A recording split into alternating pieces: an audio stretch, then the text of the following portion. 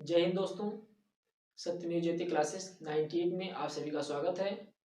आज के इस वीडियो में कक्षा 10 के मैथ से पहले चैप्टर वास्तविक संख्या के ऑब्जेक्टिव क्वेश्चंस को करवाया जाएगा, जिसको आप सभी लोग बहुत ध्यान से देखिएगा। पहला प्रश्न है कि किसी धनात्मक पूर्णांक q के लिए प्रत्येक धनात्मक सम पूर्णांक होगा। ऑप्शन दिया गया है q माइनस 1, ऑप्शन बी दिया गया है q प्लस 1, ऑप्शन सी दिया गया है 2q, ऑप्शन डी दिया गया है 2q प्लस 1। अब इसमें आपको ध्यान देना है, इसने कहा है कि सम पूर्णांक होगा। सम पूर्णांक के लिए हम लेते हैं तो पहले ऑप्शन में यदि हम देखें तो ये दिया गया है q माइनस 1। यदि हम q को सम ले या विषम ले, कोई एक संख्या ले यदि हम, तो q को चलिए हम एक बार पहले लेते हैं, हम कोई सम संख्या लेते हैं 2, तो 2 में से अगर 1 घटाएंगे तो 1 बचेगा, ठीक, जो कि एक विषम संख्या हो जाएगी। तो ये तो हो नहीं सकता है, सम पूर्णांक की बात कर रहा है। आगे अगर हम देखें दूसरे वाले को, तो q प्लस 1, अगर q प्लस 1 है, q के स्थान पे हम कोई सम संख्या ले लें तो 2 प्लस 1 इक्वल 3, तो ये भी विषम हो जाता है, ये भी नहीं होगा। अगर हम ले लें option number C, option number C में क्या है 2q, यदि हम q के स्थान पर सम या विषम कोई संख्या लें, चलिए हम पहले सम लेते हैं, तो 2 दूनी 4, एक सम संख्या है। दूसरी बार क्या करते हैं, विषम संख्या लेते हैं, 2 गुणे 3, 2 तियाए 6, तो अगर हम सम संख्या लिए थे तभी सम आया और विषम लिए तभी सम आया। इसका मतलब कि इसका ऑप्शन नंबर सी सत्य है। नेक्स्ट क्वेश्चन देखते हैं।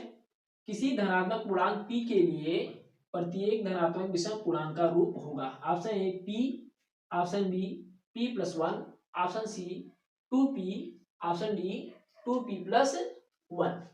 तो इसमें हम सबसे पहले p को देखते हैं। अब p दिया गया है, तो p के स्थान पर यदि हम कोई सम संख्या लेंगे तो सम हो जाएगा, और विषम लेंगे तो विषम हो जाएगा।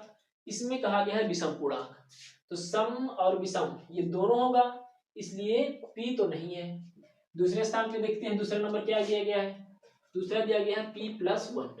यदि हम इसमें p को सम लेते हैं, जैसे कोई मान रख के देख लेते हैं 2 प्लस 1, 2 प्लस 1 3, ये तो विषम संख्या है, लेकिन p का मान यदि हम विषम ले लें तो 3 प्लस 1 यानी 4, तो ये सम भी आ सकता है और विषम भी आ सकता है। इसका मतलब कि ऑप्शन नंबर बी भी नहीं होगा।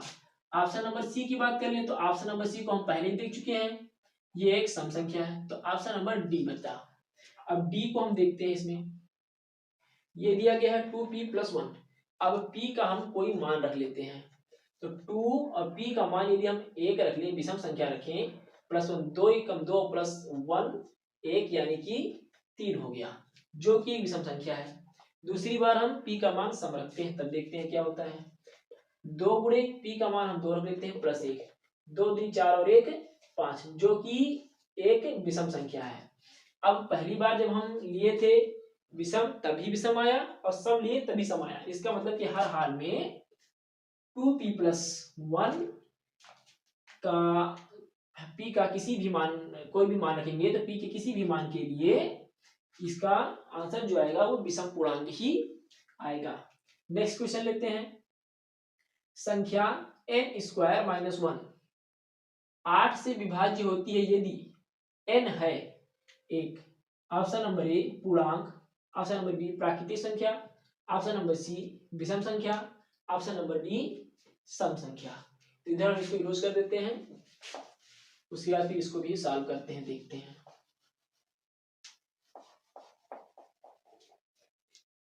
चलिए n स्क्वायर माइनस 1, इन्होंने कहा कि ये 8 से विभाज्य होती है यदि n का मान कुछ है। चलिए सबसे पहले हम n का कोई मान रखते हैं, तो n बराबर यदि हम 0 रख लें, सबसे पहले n बराबर 0 रखें, n बराबर 0 रखने पर, जब n बराबर 0 रखेंगे तो 0 का स्क्वायर माइनस 1, यानी कि ये हो गया हमारा माइनस का 1। अगली बार देखते हैं, n बराबर 1 रखने पर, n बराबर 1 रखने पर, जब n बराबर 1 रखेंगे तो 1 का स्क्वायर और माइनस 1, यानी 1 माइनस 1 इक्वल 0। दूसरी बार हम 2 रख लेते हैं, n का मान 2 रख लेते हैं। n बराबर 2 रखने पर जब n बराबर 2 रखेंगे तो 2 का स्क्वायर माइनस 1, 2 का स्क्वायर यानी 4 माइनस 1 यानी 3। n बराबर 3 रखने पर जब n बराबर 3 रखते हैं तब क्या होता है, तो ये हो जाएगा 3 का स्क्वायर माइनस 1, 3 तिया 9 में किया गया, ये बच गया 8। अगली बार देखते हैं हम n बराबर 4 रखने पर जब n बराबर हम 4 रख देंगे तब क्या होगा, 4 का स्क्वायर माइनस 1, 4 चौके 16 में से 1 गया 15। अगली बार n बराबर 5 रखने पर जब n बराबर 5 रखेंगे 5 का स्क्वायर माइनस 1, 5 बचे 25 में से 1 गया 24। अब हम क्या देखते हैं कि 24, 8 और 0 ये सभी 8 से विभाज्य हैं। 8 से ये सभी संख्याएं क्या हैं, विभाज्य है। 0 में यदि हम 8 से भाग देंगे तो ये भी विभाजित हो जाएगा, कट जाएगा, और 8 में विभाजित भाग देंगे तभी कट जाएगा, विभाज्य हो जाएगा, और 24 में यदि हम भाग देंगे तभी ये विभाज्य हो जाएगा। इसका मतलब कि अब 1, 3 और 5 ये सभी क्या है, विषम है।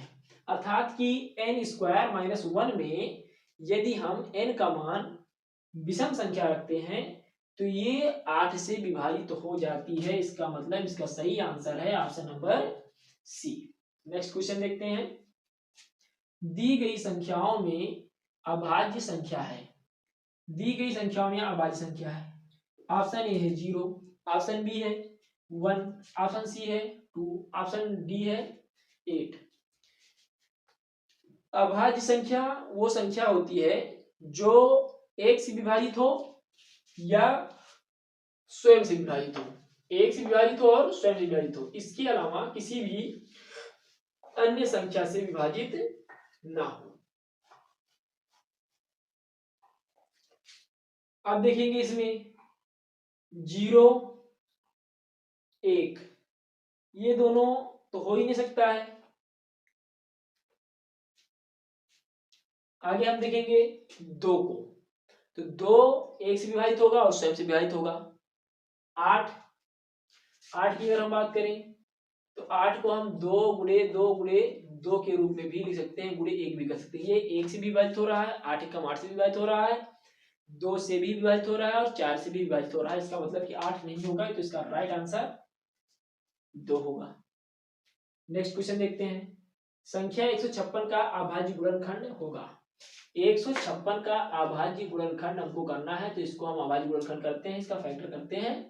तो सबसे पहले 2 से कट रहा है, 2 से विभाजित करेंगे, 2 सते 14 है कितना 15, 1 बच गया, 1 आया 6 के पहले हो गया 16, 2 अठे 16, फिर 2 से इसको विभाजित करते हैं हम, 2 तिया 6, 1 बच गया इधर आ गया 18 हो गया, 2 नवा 18 हो गया। अब हम क्या देखते हैं, ये अभी किसी और संख्या से विभाजित हो रहा है, तो इसको हम देखते हैं कि ये 3 से विभाजित हो रहा है, 3 एकम 3 और 3 तियाए 9। अब अंत में देखते हैं कि ये 13 से विभाजित हो जा रहा है। ये हमारा आया गुणनखंड, इसका हम किए तो 2 गुणे 2 गुणे 3 गुणे 13, जिसको हम लिख सकते हैं 2 का स्क्वायर गुणे 3 गुणे 13, और ये ऑप्शन नंबर बी में है। इसका मतलब इसका ऑप्शन नंबर बी राइट है। तो ये कुछ 5 महत्वपूर्ण क्वेश्चन थे जिसको हमने इस वीडियो में बताया आप सभी लोगों को। उम्मीद करता हूँ कि वीडियो आप सभी को पसंद आए। यदि वीडियो पसंद आए तो इसे आगे शेयर करें। वीडियो में अंत तक बने रहने के लिए आप सभी लोगों का बहुत बहुत धन्यवाद।